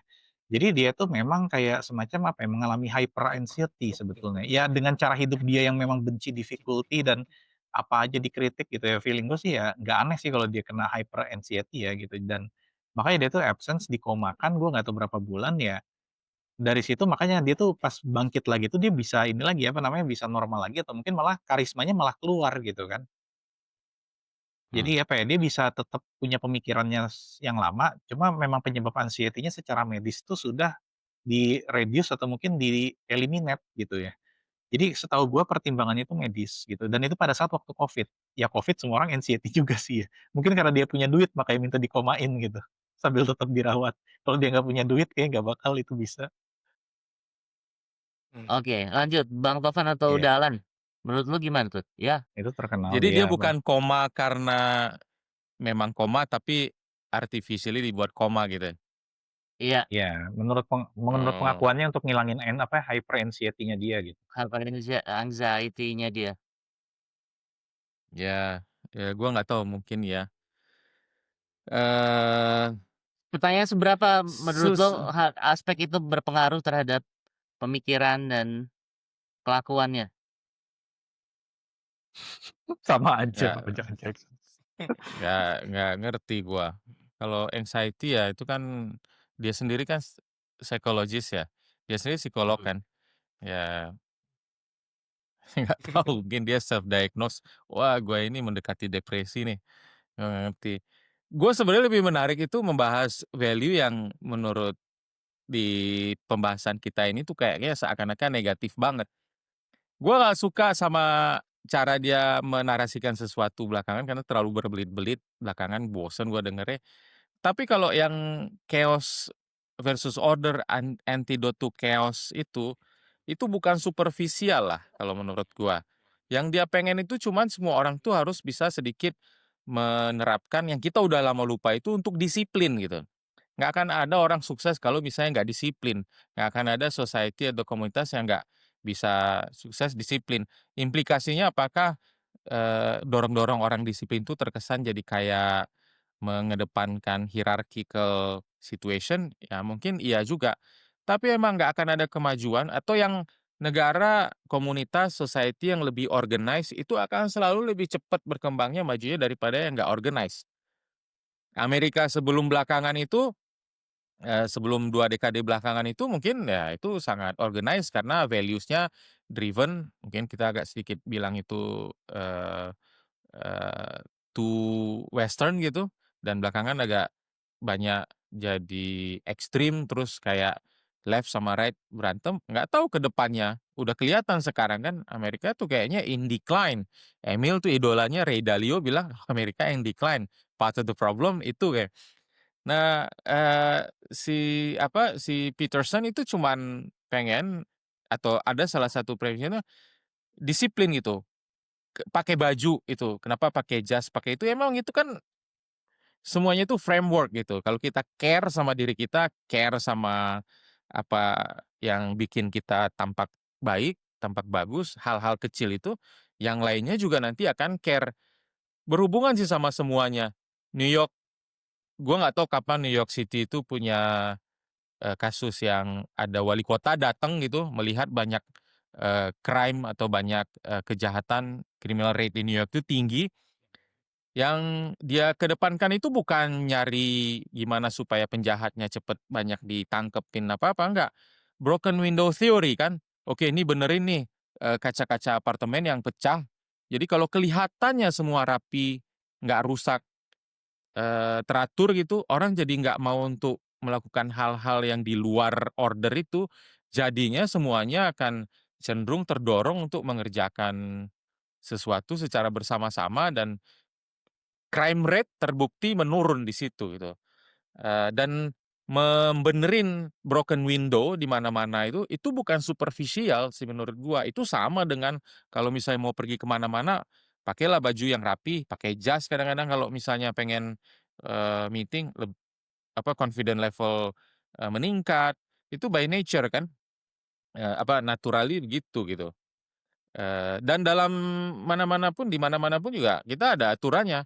Kita kalau misal pergi ke masjid pakai bajunya harus yang, ya baik dan rapi lah, jangan pakai baju yang, eee, ya sobek-sobek bajunya atau seperti apa. Emil tuh lebih tahu lah tentang itu kan. Ada budaya kita kalau misalnya, pakai parfum atau pakai pengharum gitu segala macam, itu kan nggak bisa dibilang superficial. Itu membuat supaya kita, terkondisikan supaya lebih teratur, lebih disiplin kan, itu sih. Oke, ya, pemirsa emang ini kebiasaannya kita di Britpop gitu ya, bahwa peserta diskusi ini nggak pernah mau nurut sama moderator. Jadi pertanyaan apa dijawab kemana nggak apa-apa, itu emang keunikannya kita. Karena Mmm, I won't let, eee, things that is so important slip away. Tapi eee, karena kita tadi sudah menyebutkan tentang apa yang disebut Jordan Peterson itu superficial, dan I think menurut gue itu sangat penting untuk diaddress timbang memikirkan apa yang favorit buat gua dari Jordan Peterson gitu. oke, pertanyaanku bukan masalah favorit, tapi fase yang apa, fase I don't komanya dia ini pengaruhnya apa? gua nggak Tapi tahu gini, nggak kalau apa-apa dia udah, dikomakan. nggak dijawab juga nggak apa-apa. Mmm, Kita kan sangat sangat, apa, bebas lah, mau lo terserah moderator tuh sebenarnya cuma nemenin diskusi aja. Kalau gue punya pendapat gini Coach, sama sebetulnya hanya nambahin aja sama seperti Gus Emil. Gue ada temen juga yang punya fase seperti itu. Dia sempat kena sakit jantung, sempat, kritis dan hidup lagi gitu ya. Ya, eee, akhirnya dia lebih fresh gitu. Dia kebetulan ketua komunitas, koordinator dari sebuah komunitas, dia lebih fresh. Satu sisi juga gue ngelihat seperti perjalanannya Imam Al-Ghazali ya, di mana dia juga mengalami satu fase hitam, depresi, dan ini banyak tidak diceritakan ke orang lain ketika dia depresi itu, eee, apa namanya, mengalami satu fase dia masuk ke kehidupan yang gelap. Dia mabok, dia ini, apa namanya, stres waktu itu, prostitusi. Nah, ini ada fase-fase yang banyak tidak dicatat gitu, tidak diceritakan. Nah, artinya apa? Seorang intelektual, eee, sepertinya itu sesuatu yang biasa ya ketika dia masuk ke fase-fase sangat hitam, bahkan ingin bunuh diri, bahkan bunuh diri gitu. Dan itu menjadi satu, apa, satu bukan label, tapi semacam satu penyakit bawaan. Antara anxiety, depresi dengan seorang intelektual gitu, entah dia filsuf, entah dia musisi gitu kan. Jadi kayaknya itu kalau kita baca keseluruhan ya kayaknya so far kayak normal-normal aja bagi kelompok intelektual gitu. Ya nggak Gus? Ya, kurang lebih kayak Coba deh gitu. baca deh, Iya, Schopenhauer kabur terus siapa lagi ya, gua Nietzsche Lanjut baca Gus. terus nih dulu gitu. sedikit ya, tapi gua baru ingat-ingat. dia itu nggak koma karena dia anxiety, tapi karena dia punya, dia tuh, makan obat, salah satu obat treatment untuk anxiety dan berdua bareng sama istrinya namanya Tammy ya. Dia Hmm. diagnose istrinya itu dulu punya cancer, terus dia dapat obat prescribed by, dokter untuk mengatasi anxiety sama sleep issues dia. Mungkin karena ada Hmm. hubungannya sama masalah keluarganya itu. At one point dia memutuskan untuk stop obat itu. Nah, kalau orang yang udah semacam addicted sama obat, pasti ada withdrawal issue ya, apa namanya, Hmm. penolakan dari tubuhnya kalau nggak Oh, iya. keterima obat itu. Nah, yang dia pergi ke Rusia itu adalah supaya dia bisa terobati dari ketergantungan dia ke obat depresi itu, obat anxiety sama obat tidur itu. Dia nggak bisa tidur-tidur nih, mungkin karena istrinya sakit juga ya. Nah, dia pengen nggak mengkonsumsi obat itu lagi, terus orang sakau tuh kan problemnya banyak kan kalau misal udah ketergantungan. Dicoba di-treatment di Amerika nggak bisa-bisa, akhirnya di Rusia ada experimental treatment, eee, dibikin dia supaya medically induced koma 8 hari untuk detox-nya. Nah, kalau misalnya dia koma, sakaunya nggak ekstrim mungkin efeknya ya. Jadi, itu sih yang menyebabkan dia, koma. Jadi, koma itu untuk Hmm. ngobatin, ketergantungan dia pada dasarnya, bukan untuk Nah, yang lain-lain. cuma kalau kayak gitu tidak menutup fakta dong. Maksudnya kenapa dia Betul. ketergantungan kan karena anxiety kan. Artinya kan Iya. sebenarnya his issue is still anxiety gitu. Buat Iya. itu ya. Ya, Iya. Heeh. Dan di kelompok gua ya, di kelompok komunitas gua nggak usah nyebutin nama komunitasnya, anxiety, overthinking Oh. itu hal biasa di kelompok kami. Jadi ya metode pengobatannya macam-macam, dan beberapa teman gue juga udah ada yang bunuh diri gitu, suicide. Jadi memang Waduh. hal-hal itu anxiety, obat-obatan itu menjadi hal yang lumrah gitu ya. Gue nggak tahu kenapa, apakah orang yang punya bibit penyakit anxiety masuk ke filsafat atau sebaliknya gara-gara filsafat orang jadi anxiety gitu, gue nggak tahu tuh. Ini kalau Itu komunitasnya tentang menarik. ada itu ini gua ada nggak? komentar sedikit, Kalau Rocky tentang Gerung dia Kenapa? lebih anxiety. lebih ini ya, lebih sehat kehidupannya karena dia ngebuang dirinya ke hiking, ke gunung gitu. Olahraga, menghindari rokok dan begadang gitu, di kehidupan sehari-harinya. Tapi banyak teman-teman yang tidak survive untuk penyakit tersebut. Nggak, Ini gua komunitas komunitas filsafat atau komunitas, pergerakan lu? Bukan bukan, ini filsafat beda lagi. Oke, silakan Dalan. menurut gua anxiety yang manifestasi yang kerasnya itu jadi kayak gampang atau bisa kena panic attack ya, atau yang lebih ekstrimnya lagi depression, itu mungkin sebenarnya yang punya, kecenderungan untuk begitu itu banyak gitu. Cuman makin berumur, nih teori gua aja mungkin ya, makin Mhm. berumur itu makin apa, prevalen makin kelihatan karena waktu kita muda, orang masih muda, itu bisa diabsorb sama tubuhnya sendiri. Jadi kayak, ini nggak ada empirical, tapi waktu Mhm. masih muda kalau kena panic attack atau apa yang keringetan segala macam, bangun tidur rasanya, "Anjis gue mau ngapain nih?" Itu segala macam, "Hidup gue mau jadi apa?" Semua orang tuh punya tendensi seperti itu ya, insecurity insecurity itu sama Mhm. semua orang punya kan. Bahkan Tom Cruise pun sesukses itu, sekarang pasti dia pikir, "Wah habis ini, habis Mission Impossible habis gue ngapain lagi?" Itu kan pasti ada sebabnya untuk punya anxious, tendensi gitu kan. Mhm. Nah, makin tua itu mekanisme coping up dengan untuk anxiety itu makin, sulit makin makin susah untuk orang, makanya makin muncul itu anxiety tendensi itu orang makin berumur kan. Mungkin Jordan Peterson salah satunya itu, gua nggak tahu ya, gua belum pernah baca. Tadi gua cuman, search di Google waktu Riset. Emil bilang kalau dia tuh dikomakan ya, dia medically induced coma. Tapi Nah, faktanya Iya. gini juga yang muda-muda sekarang masalah mental ya, mental health, mereka juga banyak yang ini, yang punya problematika seperti itu, bahkan lebih muda ya daripada Gus Emil.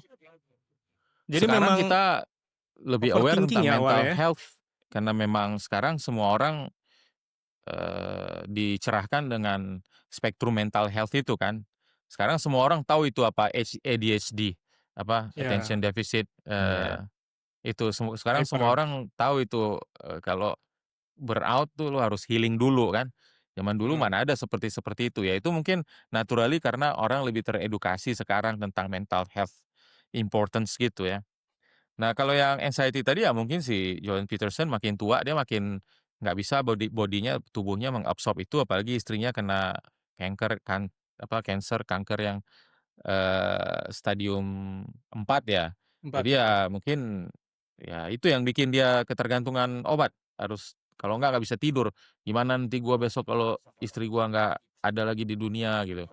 Mungkin itu yang Iya bikin dia iya. panic attack tiap tiap mau tidur atau tiap bangun tidur ya. Mungkin dia itu yang Tapi bikin dia gini ketergantungan. apa namanya, kebanyakan ya anxiety, overthinking itu tidak hanya orang tua. Pertama itu yang gua tekankan poinnya. Karena yang muda juga banyak yang anxiety dan bunuh diri, bukan karena mereka paham terbuka terhadap edukasi di internet, mungkin juga internet salah satu menjadi faktor penyebab gitu. Yang poin gua adalah, ini nih perspektif gua banget ya, mungkin karena dia sebagai seorang intelektual, overthinking-nya lebih kepada, ketatanan yang ada di kehidupan bermasyarakat dia gitu. Karena dia Ya seorang mungkin bisa pemikir, jadi. bukan seperti orang biasa. Orang biasa mungkin mikirin cicilan rumah sakitnya lah, mikirin anaknya yang abai terhadap, orang tuanya, terhadap dia dan istrinya lah, mungkin itu yang dipikirkan kalau orang biasa. Nah, dia kan seorang intelektual yang rata-rata intelektual punya penyakit seperti itu, gitu. Poin gua di situ. Nah, kalau Gue di anak setuju muda itu, itu beda lagi bisa jadi. anxiety-nya. Orang Anak yang suka muda mikir over emang biasanya informasi. mental. Ya, brain Ya, rot itu mungkin juga salah satu temuan yang terkini kan brain rot, ya salah satu mungkin cabang dari munculnya penyakit overthinking dan anxiety, bisa jadi Tapi karena anxiety, gua panic ngerasa attack ya, itu real ya, real real. real real dan itu seperti gunung es fenomena tersebut Iya. di kalangan anak muda. iya. Dan dari sebelum sama setelah Covid, jadi sebelum 2020 dibandingkan dengan setelah 2022, kenaikan anxiety disorder itu menurut WHO itu naiknya 30%. Wah, Gede loh 30% pasca Covid. Mungkin benar, tapi bisa jadi karena itu juga sih Mil, sekarang kita track semuanya kan, yang dulu nggak ke-track Iya, sebagai itu anxiety, dia. sekarang ke-track sebagai anxiety. Bisa Karena, jadi jumlahnya sama, iya, yang dan terdatanya naik. ini, iya, gua mau ngangkat, Betul betul. konsep, sosiologi nih Bang Tovan. Self-fulfilling prophecy, mungkin sebenarnya anxiety nggak exist di dunia ini, tapi ketika ada kasus, apa namanya, kan ada kasus, artis bunuh diri anxiety, tokoh ini bunuh diri anxiety. Akhirnya jadi semua orang mana ada, bukan anxiety, depresi Coach. Depresi itu Depresi kali ya? manifestasi yang paling. Oh iya. Anxiety itu kita sendiri pun punya anxiety sendiri ya. Iya, kalau betul. gini, kalau di psikologi itu ya, semua orang punya kadar neurosis tersendiri, mau yang Iya kecil, mau yang gede gitu, dan kadar neurosisnya bisa naik turun, ya. Ya, Nah, makanya anxiety itu spektrum kan. salah satu spektrum akibat meningkatnya kadar neurosis kita gitu. Nah, apa namanya, selama ini kan kita nggak kenal isu maksudnya, isu orang, kalau sedang naik kadar neurosisnya, itu pergi ke psikolog atau ke ahlinya, atau healing gitu, tapi aman-aman aja. Nah, begitu ada isu, "Oh itu si ini bunuh diri karena anxiety, ini bunuh diri karena anxiety, ekonomi Emang ini dibilangnya makin karena berat." anxiety, Ya, short message-nya akhirnya kan jadi ya itu, disebut meninggal karena bunuh diri karena anxiety. pahit eee gitu. Karena depresi ya, karena panic. Ya, jadi gini, akhirnya menurut gua fenomena-fenomena itu menjadi orang mulai mikir, jangan-jangan gua, jadi self diagnose dan, akhirnya ya rame nih gitu, itu kalau di sosiologi kan konsepnya apa, self fulfilling prophecy gitu ya, gitu nggak Bang? Jadi satu orang mentransmisi keyakinan atau pengetahuan yang belum terbukti datanya atau Ya. landasan bangunan ilmu pengetahuannya, tapi menyebarkan terus, bisa jadi itu, bisa jadi. Nah, Itu pun yang terakhir lo bilang itu juga sebenarnya kritik terhadap Jordan Peterson adalah seperti itu. Dia menyebarkan sesuatu yang belum, jelas landasan ininya, padahal dia adalah seorang profesor di bidang psikologi gitu. Jadi dia sedang menyebarkan fulfilling prophecy. Itulah, karena basic dia politik ya, makanya gue jadi No, mencurigai. dia psikologi basic-nya. Enggak, dia basicnya politik. Psikologi, S1-nya politik. psikologi, Psikologi. iya, S1-nya S1-nya politik, doang. S1-nya dan dia 2 psikologi, cuma kali ngambil politik. pendidikan dia pendidikan seterusnya still politik. Jadi mulainya Politik. dari psikologi banting setir gitu. Terus politik Itu terus habis itu. dan itu hal biasa di Indonesia juga banyak gitu, dari ekonomi tiba-tiba jadi Mmm, profesornya di sosiologi gitu, bisa itu. Itu ya seperti juga itu kan Jared Diamond kan, dia dari biologi, tiba-tiba profesornya geografi gitu. Ada juga temen gue dari Kalau di HI, Indonesia nggak pergi ke bisa Bro, lu sosiologi. harus linier. Kayak lu tuh nggak bisa jadi profesor Bang Tovan, Iya, karena lu dari HI pindah ke politik, Oh, Indonesia lu nggak itu. bisa gitu. Linear, lu harus harus jadi linear di profesor Indonesia. lu. Ngapain lu sekolah tinggi-tinggi? Biar oh, bisa iya jadi iya iya bahlil. iya.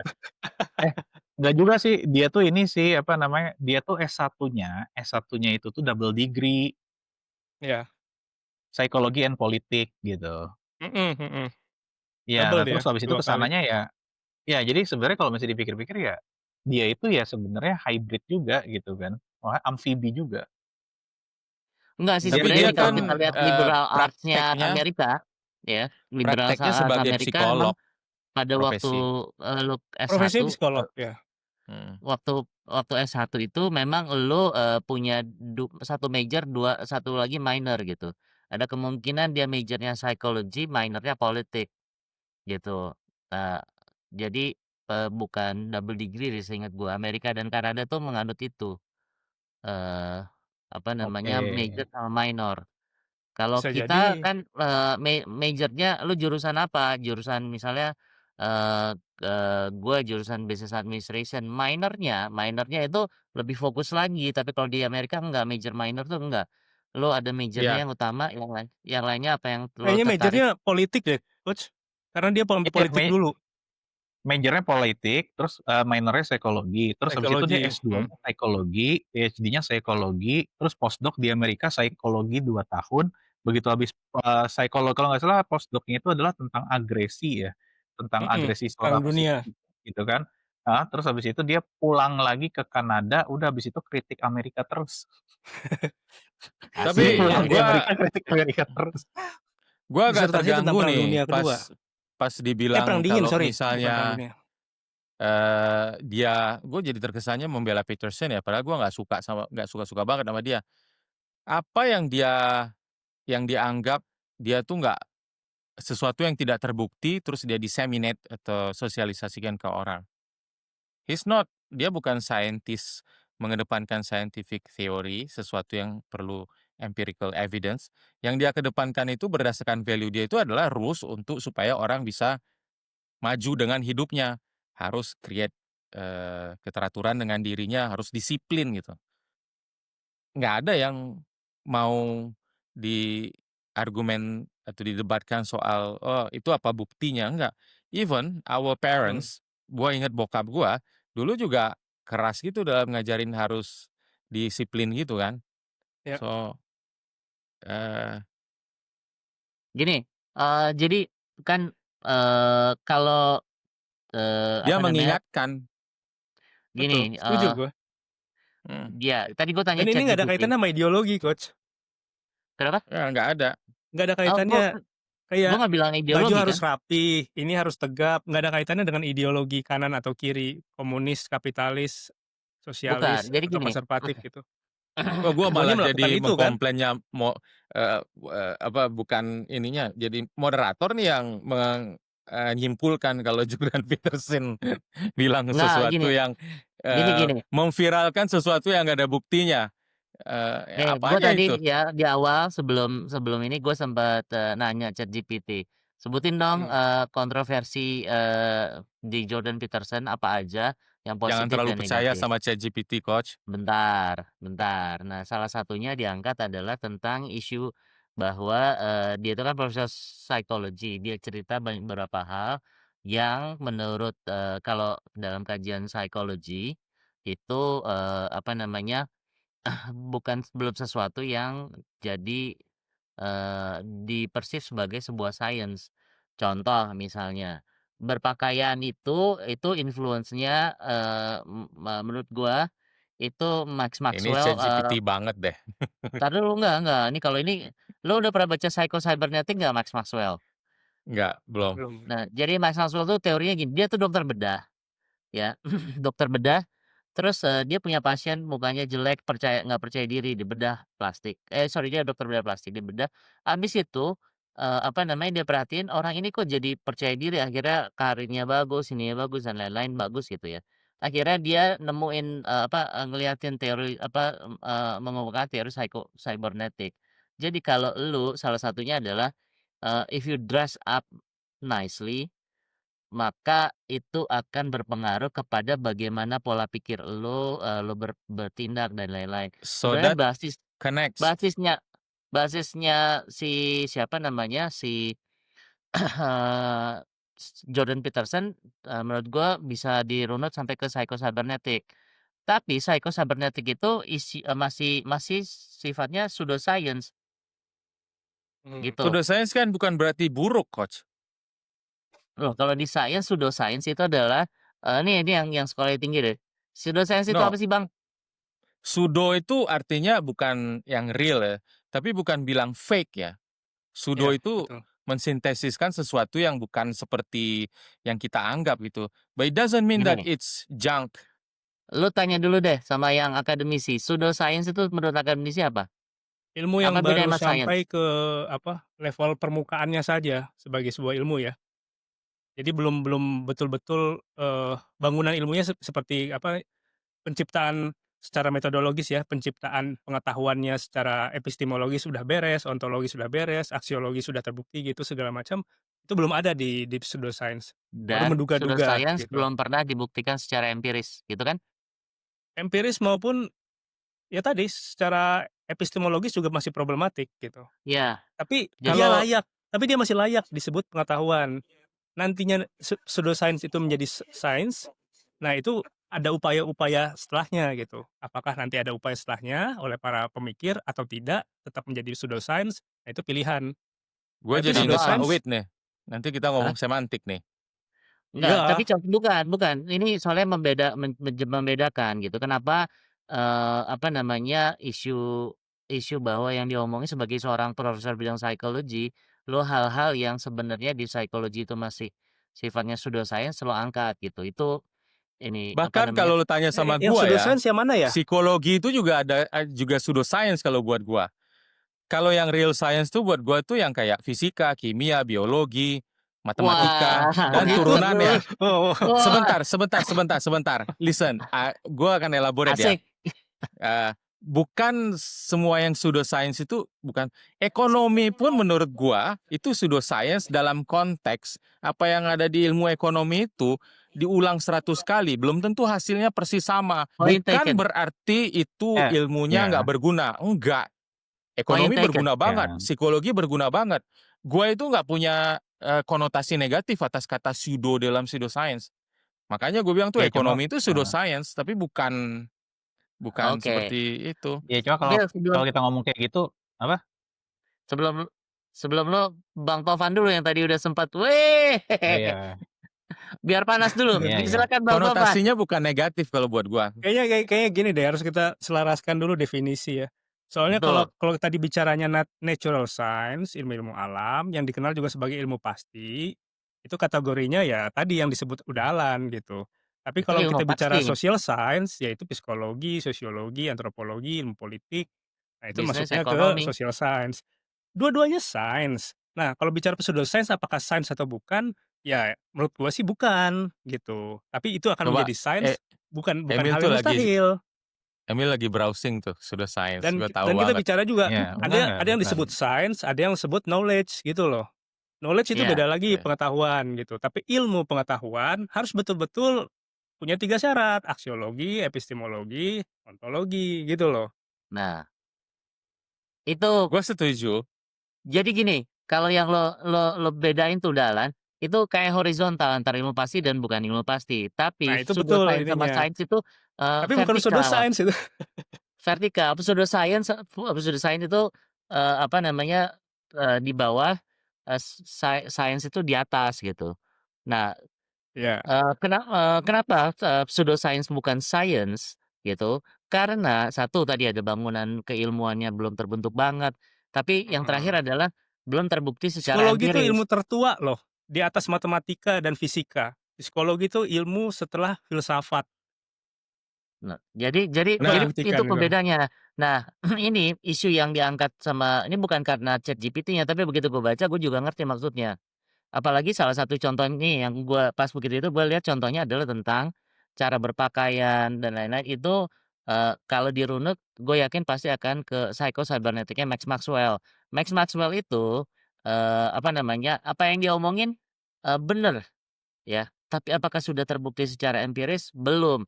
Makanya hal-hal seperti itu masih pseudoscience. Dan Nah, yang Mas kayak Yahya tadi gini bilang bener diomongin ya, sama apa profesor yang dikatakan tuh psikologi. bener. Yang bener itu seperti apa sih kalau kita bicara secara filosofis nih? Sebuah kebenaran itu kan sudah ditentukan oleh sekelompok orang berarti ya, sudah ada konsensus. Nah, bisa jadi karena dia masih pseudoscience itu belum menjadi kebenaran gitu. Kalau kita kita bolak-balik dengan masalah semantik atau filsafat dan ya, bisa jadi benar di satu tempat, nggak benar di tempat lain. Jadi, bisa. ya itu Karena kita gini, sebut ilmu ya, ilmu. kalau Nggak, ilmu pengetahuan gua dua-duanya. makanya gua nggak bilang kalau Sido itu jelek, tapi itu one way for me Nah, and I believe some cuman gua nggak others. setuju kalau social science disebut pseudoscience, itu udah fatal banget menurut gua. Itu Karena udah kalau fatal. kita bicara itu sebagai pseudoscience, ya natural science juga diciptakan oleh bahasa. Matematika tuh tertakluk sama ilmu bahasa loh. Satu, 2, 3 itu adalah istilah bahasa yang sudah disepakati. Tidak Oke, ada istilah Iya, satu, tidak ada nominal itu di dunia kalau kita nggak iya. sepakati bersama.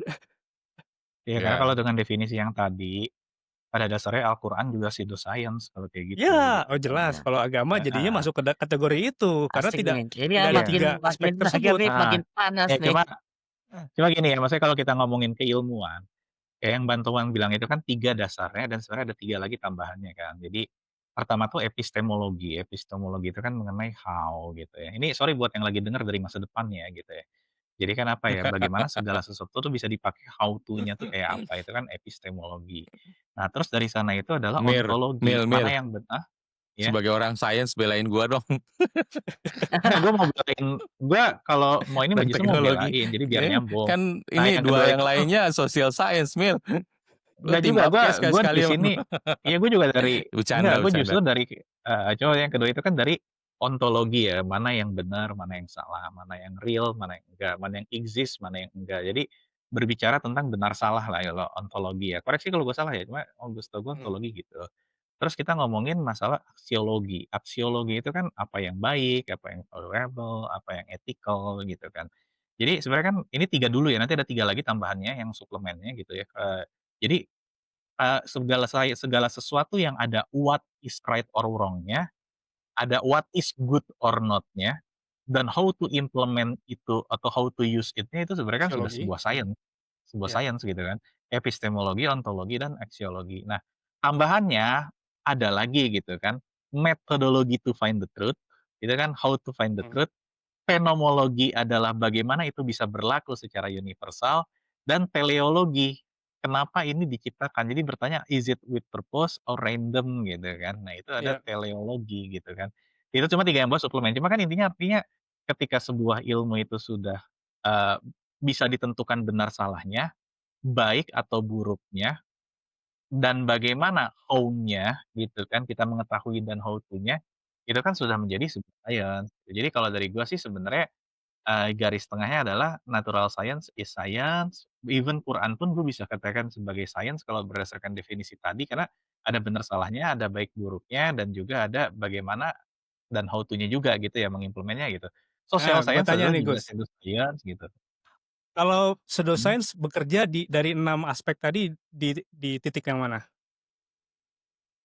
Dari mana, yang mana? Pseudoscience itu bekerja dari jadi 3 dan 3 tambahan itu, dia bekerja di titik yang mana? Masalahnya gini, kalau misalnya kita berbicara pseudoscience gitu kan, permasalahan pseudoscience itu sebenarnya gue nggak bisa bilang di titiknya mana, cuma gue bisa bilang apa yang paling lemah tuh dalam pseudoscience. Kita Oke. tuh aspek ontologinya tuh sangat lemah lah. Kalau pseudoscience itu belum pernah dibuktikan secara empiris, artinya di level science masih random. Kadang pseudoscience itu menipu, ada pseudoscience yang menipu karena secara epistemologi kita bisa menggunakan itu gitu kan, keilmuannya. Contoh gue ngomong power balance ya, power balance itu kan sebenarnya pseudoscience tuh kalau ada yang pernah tahu gelang power balance ya. Oh, Dia iya itu iya kan iya. iya kan, maksudnya namanya apa, atau inilah, semua obat-obat yang punya efek placebo kan sebenarnya pseudoscience. Jadi Iya. dia bisa dipakai untuk ngurangin pusing lah, let's say gitu kan. Nah, terus apakah itu real, benar atau salah? Benar ngurangin pusing. Apakah baik secara aksiologi? Dia beneran baik, karena ngurangin masalah kan, ngurangin kepusingan itu masalah. Cuma secara metodologi, itu kan tidak bisa dipertanggungjawabkan bagaimana obat itu dibuat. Secara fenomenologi, dia tidak universal. Ada orang yang minum itu tambah pusing gitu kan. Di satu lagi, Heeh. secara teleologi, itu juga kadang-kadang tuh jatuhnya random gitu. Obat itu dibikin tuh sebenarnya apa ya, root cause-nya itu kenapa obat itu dibikin gitu kan. Contohnya kayak Ah, gitu. Nah, kayak gini kasus Viagra aja. Viagra itu kan juga sebenarnya pseudo obat kalau kata gua. Karena Viagra tuh tujuannya tidak pernah Sido dibuat ya. untuk bikin ereksi. Viagra itu awalnya dipakai untuk membantu orang yang jantungnya lemah. Mmm, Iya, jadi artinya kan sebenarnya apa ya, kalau dari situ kalau kita berbicara adil dan balance, bahkan obat yang sebenarnya kayak apa ya, obat yang udah kayak natural science yang kuat banget aja, itu bisa menjadi sebuah pseudo gitu, ketika memang dia tuh nggak apa ya, metodologi fenomenologi sama teleologinya ngawur pun jadi pseudo science juga gitu. Viagra contohnya gitu kan. gini Gus, kalau gue sih lebih ngeliatnya gini, kalau kita melihat obat sebagai obat dengan keilmuan kimia dan biologi, dia akan menjadi obat tersebut yang sifatnya placebo itu menjadi pseudoscience. Tapi kalau obat yang digunakan untuk sugesti dan kebaikan masyarakat atau individu gitu ya, yang menggunakan ilmu psikologi atau psikiater, dia menjadi sains gitu. Betul, artinya dia apa ya, Nah, dia punya apa ya, dia punya superposisi terhadap ya, relatif terhadap penggunaan konteks dia dipakai gitu kan. Artinya untuk obat betul. yang sudah sangat-sangat bentuknya seperti itu pun bisa jadi kayak gitu, gitu kan. Karena placebo kan obat sebagai placebo kan tujuannya kan kadang-kadang psikologi sosial kan? Bisa juga kayak gitu. Contohnya ya Mhm. kayak vaksin atau virus Covid Vaksin. gitu. Ada yang bilang virus Covid itu Sebenarnya pseudoscience ini kan. placebo tuh ada satu istilah lainnya, nosibo. Jadi kalau placebo tuh nih ada obatnya yang lagi dites, sama yang bukan obat, tapi bentuknya sama, Iya. disuruh minum dampaknya kayak apa. Tapi yang tes berikutnya adalah nosibo. Dua-duanya itu sebenarnya bukan obatnya, tapi yang satu cuma dikasih tahu, "Ini obat untuk itu loh." Gitu. Wah, Iya. Wah, ada ini udah waktu azan ini. Apa kita Maghrib. sudahi dulu aja kali pembahasan tentang Jordan placebo ini ya? ya Jordan Placebo. Oke, Iya. seperti biasa nggak Iya. ada kesimpulan, silahkan simpulin sendiri. Kalau mau tahu, siapa kita, ikut lagi episode berikutnya. Terima kasih, sampai jumpa episode berikutnya. Sampai Bye. jumpa. Bye everyone. Bye.